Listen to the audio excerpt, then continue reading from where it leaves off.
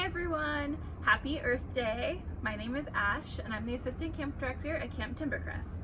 So today we're going to do 3 Earth Day activities, but first I'm going to tell you a little bit about Earth Day. In January 1969 there is a huge oil spill off of the coast of California.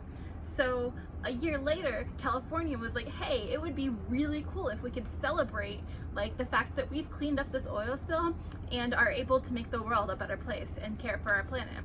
So the Earth Day celebration was actually started in a lot of schools, similar to what we see with the climate movement today.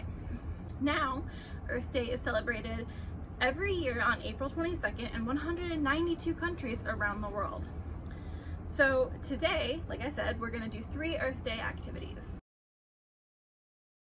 So the first activity we're going to do today is we're going to simulate an oil spill, and we're going to learn a little bit about how to clean it up. So I have some supplies here that I need. So the first thing I need is a little bit of vegetable oil. Just ask your parents for a little bit. I have mine, just a tiny mason jar. We're going to need a little bit of food coloring. I'm going to use green for the Girl Scouts. We're going to need a cotton ball or a cotton pad. This is a cotton pad. I didn't have any cotton balls. And a paper towel and a tiny piece of cardboard. Mine has some chocolate chip waffles on it because those are my favorite food. A little Tupperware. You can use any size Tupperware. I'm just going to use a little one because I'm going to use just a little oil spill simulation here. You'll need a fork to mix some stuff, and then obviously you'll need some water. You can't have an oil spill without some water, right? Okay, so the first thing we're going to do is we're going to take this food coloring and we're going to put a few drops into our oil. So here you can see I'm going to just put 1, 2, 3, let's go 4, 5 drops into my oil here, and so I'm going to start mixing it in, right? Okay, so this here, the oil obviously is oil, and these particles in it, the food coloring, the green, those are what we're going to say are chemicals, right? So these are the chemicals that are in the oil. And so now we're going to put some water into our Tupperware.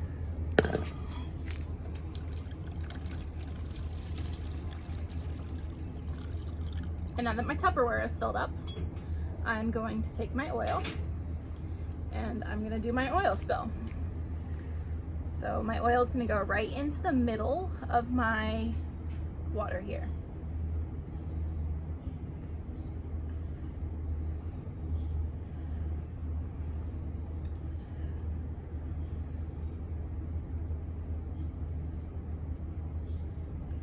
Okay. So see, the thing about oil and water is that they don't mix. And that's true for the food coloring too. So the chemicals in your oil are going to always kind of be there, not necessarily entirely mixed in. And they're not going to mix in with the water too. Do you see how too, now that we have the chemicals or the green food dye in the water, it's starting to come out and seep into the water around it? That's how chemicals work when they're spilled in the ocean. So now that we've done this, we're going to think about how best to clean up our oils.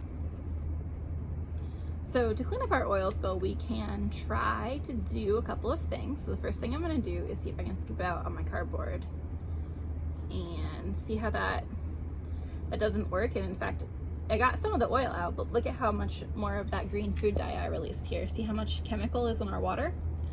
Okay, so that didn't really work, and I'm going to put this over here so it doesn't spill everywhere. Okay, so maybe let's try to blot it out with some paper towel. I just ripped a little piece off so I don't use my whole paper towel.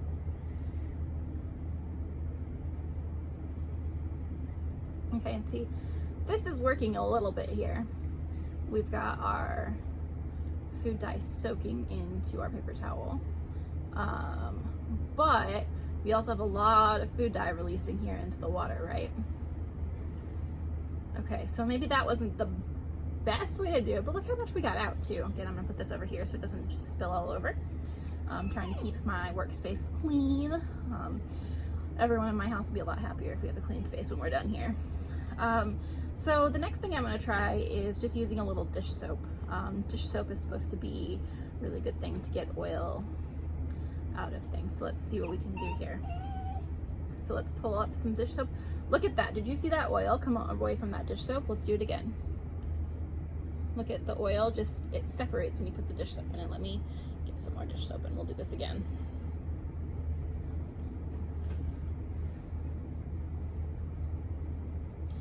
Okay, now see how no matter what, we're getting some of the oil out here, right? And that dish soap really worked with getting some of that oil. It really kind of put it all in one spot, made it easier for us to grab. But we still have a lot of food dye. Now our water here is almost completely green. And if you remember at the beginning, our water was clear, like water. So now you can see how the chemicals in our oil have kind of spread. So as we do this part, there's going to be some questions on the side of the screen, some things you could think about while you're working through this part of the project. And so that is our simulated oil spill. So our second activity is going to be making a boat out of some cork. So I have two different kinds of cork here. This is an old candle topper, and then this is from a bottle. And so if you have one from a bottle, you're going to need a hot glue gun, because you're not going to be able to make a boat out of just one of these. You could make a boat out of two, but get as many as you want or as you have, and you can put them together to make whatever size boat you really want to. If you're using a hot glue gun or super glue, you should definitely ask for parent or guardian's help, or even an older sibling. You can also use foam or craft glue that'll stick these together really well. You just have to wait for it to dry. The benefit of hot glue is it dries really fast, so your boat will be ready to test out really soon. So I only have one of these kinds of corks right now, so I'm going to use my big candle top, right? And so I'm going to decorate it. I'm going to just make it the Cactus Arizona boat. So here we go. This is my Cactus Zona. And because it's no fun to test a boat, to just build a boat, you gotta test it in the water, right? We're going to do this thing where we're gonna test our boat. So I have another jar of water and another Tupperware. I'm just gonna dump my water into my Tupperware again. Make sure my Tupperware is nice and full. And like first we're gonna just put the boat in and see if it's seaworthy. Let's see, look at that, it floats. Yay! Okay, so after it floats, I'm gonna see how well I made my boat. So we're gonna see how many pennies my boat can hold before it sinks. So I have a bunch of pennies in this jar here. So I'm gonna just add pennies around my boat and see how long it takes for my boat to sink. So I've got 4 pennies, 5, 6, 7, 8, 9, 10, whoops, that one fell off, so we're back to 9, 10, 11, 12,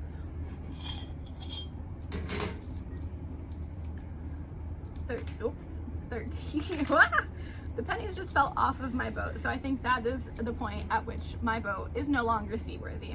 So I got you 13 pennies. And so you can try this at home. Send pictures to customer care of your boats.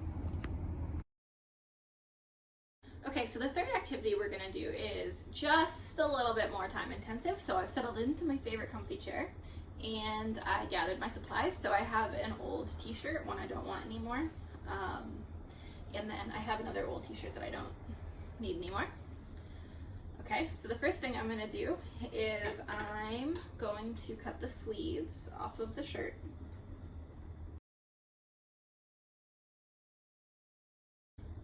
When you're cutting fabric, you should make sure to have a pretty sharp pair of scissors and maybe adult help. I know that I have a little bit of trouble with my scissors because they're not super sharp. Okay, so now my shirt has no sleeves and I'm going to cut the seam at the top here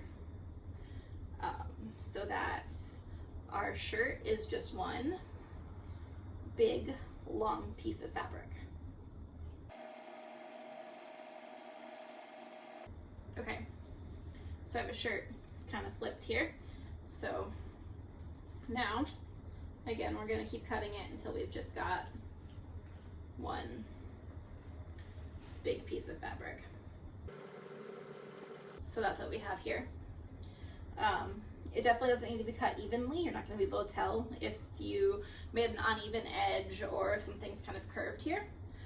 So what we're gonna do is we're only gonna be using the bottom half of the shirt. The top half of the shirt doesn't really matter for this craft. So we are gonna pull this bit, and I'm just gonna cut it right in the middle here.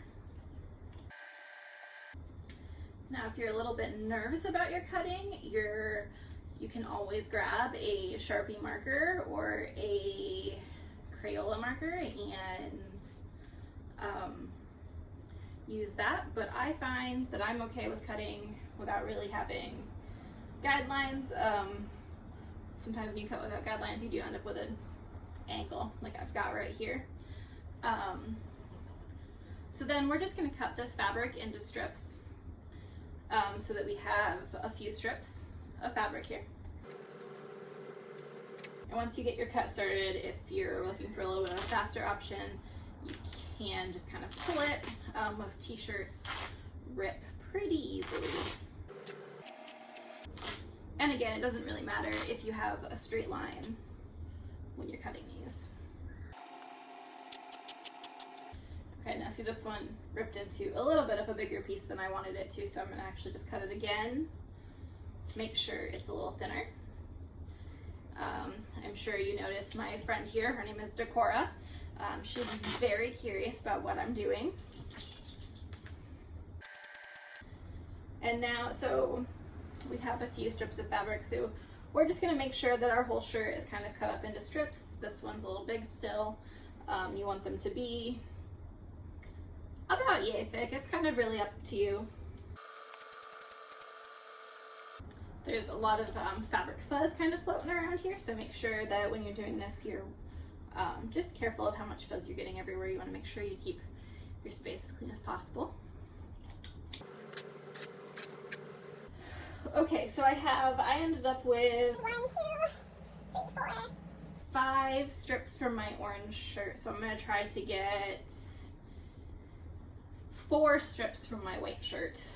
So what we'll need is a number divisible by 3 because we're going to be doing braiding, and for a braid you use 3 pieces. So for this shirt I'm going to cut it in just a little bit of a different fashion. I'm not going to cut the arms off, so I'm just going to kind of chop it right here and kind of pull it apart. And this is a little bit of a thicker fabric, so it doesn't rip as easily. So this is maybe one where I would choose to use my scissors. So the best thing about these, the tops of the shirts, you can cut them up and you can use them as rags. So don't throw them away because, again, we're all about saving the planet today. So we're gonna take this and we're gonna do the same thing with the cutting. So we're gonna cut it so that it's one big long strip, and since these shirts were the same size, they're gonna have approximately the same length at the end.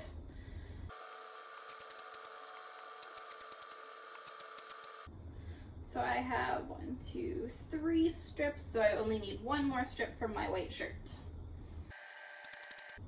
So what I'm gonna do here is I'm gonna take what I'm gonna do next, so I'm gonna take some of my cloth strips. So I'm gonna do 2 oranges and a white together here, and I'm gonna take it and I'm gonna tie a big knot in it at the top here, big knot, and then I'm gonna start braiding it. And so see how it's not too long, so I'm actually gonna hold it while I braid it, but some people like to tape things, tape stuff down while they braid, and that's absolutely a great way to do it too. Just take some duct tape or masking tape and tape it to a flat surface like a table. Just make sure you're careful not to tape it to anything where you can rip off the covering or paint.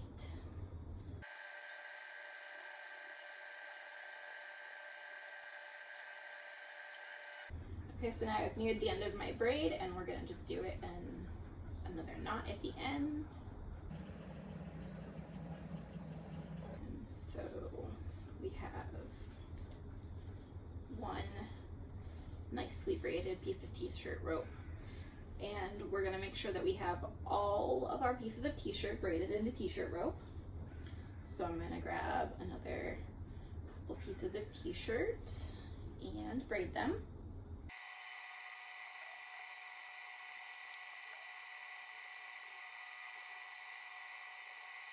Okay, so I have another piece of t-shirt braid, and then I'm going to use my last 3 pieces of t-shirt to make one last braid.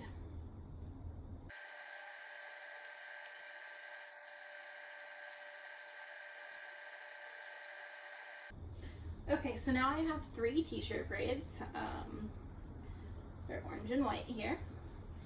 And I'm actually going to make a coaster out of them. You could make a rug. It's the same process. You just make it bigger. So I'm going to use 1 t-shirt braid per coaster. So what I'm going to do is I'm going to take this end here and make sure all of this extra stuff is kind of chopped off. Make sure you don't chop it too close, but because you don't want your knot to come out, but you want to chop it close enough that it's not really sticking out there. And then you're just going to kind of roll it into a nice little circle here. You can keep rolling it into a circle until you get to the end. And again, you might want to chop off this end. That's kind of up to you if you want it to hang out. That's kind of a cool little splash you can add onto it. I'm actually going to cut mine off here. And so we have it rolled into this nice little thing. Looks like this. Unfortunately, it's not going to stay like this on its own, so we're going to need to give it a little bit of help. I'm actually going to put it down on my table here, and I'm going to get out my handy dandy little sewing kit. So in my handy dandy little sewing kit, I have some thread. So you might have a spool of thread, but I have this little packet here of thread, and I have some needles. I also have some pins. I'm actually going to use a pin right now to help me keep my little t-shirt yarn roll together while I do this. So what I'm going to do is I'm just going to kind of stick a pin in the top of it here so they hold together. Now make sure if you're using sharp objects, you're checking with your parent or guardian, and maybe asking for a little bit of help if you feel like you need it. So I'm actually going to take a second pin out and put it in the top here, so that it doesn't come unrolled. Okay, so now this is what it's going to look like in the end. So I'm going to take my needle here. So I actually only have really small needles, but if you have a bigger handy dandy sewing kit at home, I would try using a little bit of a bigger needle. You can't even see this needle, it's so small. A bigger needle is going to be easier to get through the fabric, especially since the fabric of a t-shirt is pretty thick. So I'm just going to unfurl some of my string here, some of my thread here, and I'm going to pick a color. It doesn't really matter what color, you're not really going to be able to see it. And I'm going to cut it off here, and I'm going to thread my needle. I find that it helps if you do that a little bit before you thread your needle. So as you can see, threading a needle is a little bit tricky. So now I have my thread on my needle. My needle here is at the bottom. And I'm just going to take my thread and make sure I get a nice knot in it. You can use it, if you have a bigger needle, you can use a thicker thread too. I think that would actually go better in the coaster, but you don't have to because we're just using what we have at home. And so I've got this, and so we're going to take our lovely thing here, and we're gonna just kind of push the needle through it a little bit. It's gonna be a little tricky. Be really careful not to poke yourself, obviously. But see how the middle kind of fell out? That's gonna be okay. We're gonna get this thread through the first 3 lines here. And I'm just gonna push it through on the edge of the table there.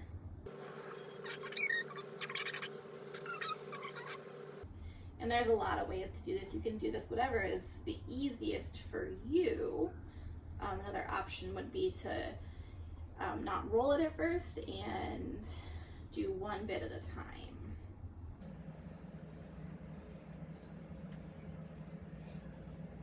Okay, so we've got this one side held together with our thread and needle, and I'm actually just going to trim it here, make sure it's long enough that we're able to tie it, and tie off this little corner here. Okay, and then I'm gonna actually take my first pin out because I don't need it anymore. I've now got this sewed together. And I'm gonna slide this so that it's kind of not quite all in a thing, all in a circle right now. And I'm going to take my needle back and I'm gonna sew these two pieces together.